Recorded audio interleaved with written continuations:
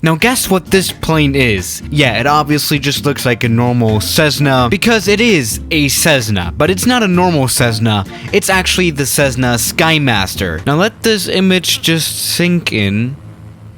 Just let it sink in some more, and the more I look at this plane, the weirder it gets. Jesus Christ. Now what can I say? The Cessna Skymaster is probably Cessna's weirdest plane in history. How should I describe it? So we have one piston engine up front, and we have one piston engine in the back. This is a two-engined plane. And of course, later on, we're gonna try running this plane with only one engine, but more on that later. The tail design of this plane is very special. As you can see, the tail is actually mounted onto the main wing, and as you can see, we have two rudders and we have a huge elevator surface. This is very special. I mean, I guess it still flies, right? So let's try it out. It does seem to be faster than a normal Cessna, which makes sense because it has two engines, duh. And we are off the ground. We have taken off. Now, the Cessna Skymaster is actually not that rare to see. In fact, it was quite a commercial success. Nearly 3,000 of these aircraft were built back when it was actually built. Yeah, production stopped in 1982, but this plane is extremely cool, definitely. Now, something else the Skymaster could do was put the gear up, which is also pretty cool. You know, you don't see that on every Cessna aircraft, definitely. There we go, and we have put the gear up. Let's see how fast it can go. Oh yeah, that is quite speedy. And this plane is actually like as fast as the SR-22 Turbo or something. This plane is quick, which is again thanks to these two engines. But this plane came out in 1961. Back then, it probably looked pretty damn modern. I mean, just look at this plane. It still looks very extraordinary even today. This is quite an interesting one. Definitely. Does it need two of them? Let's try it out.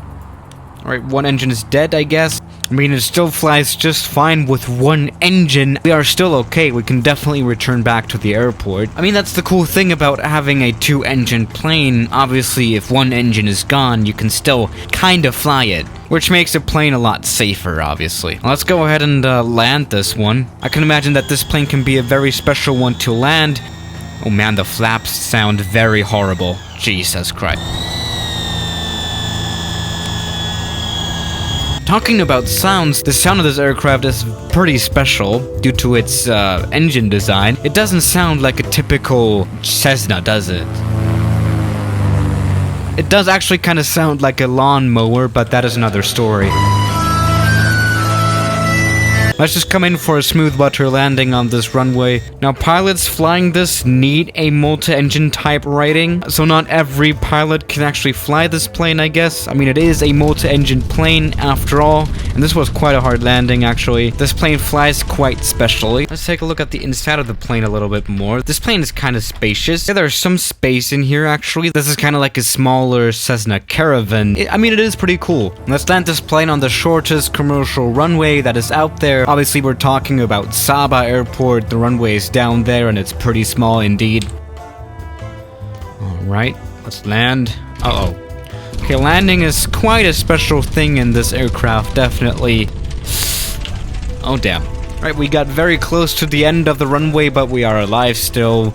That is good. By the way, let me just show you the nice door design here. Yes, this is how the door opens. Isn't that amazing? Now, some of you might ask, well, Swiss, if the plane was so amazing, then why was it discontinued by Cessna? Now, the thing is, this plane was actually not that amazing. There were some minor problems with this plane, which led to no one buying this plane anymore after some years. You know, for example, it was extremely loud. The sounds were not very comfortable in this aircraft, as you could already hear.